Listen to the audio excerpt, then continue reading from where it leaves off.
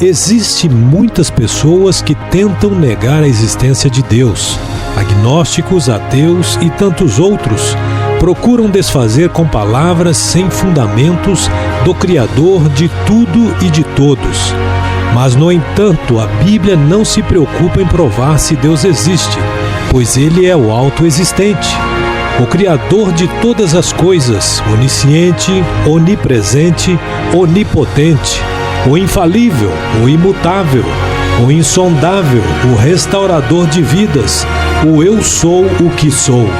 Antes que houvesse dia, eu sou, e não há ninguém que possa escapar das minhas mãos. Operando eu, quem impedirá?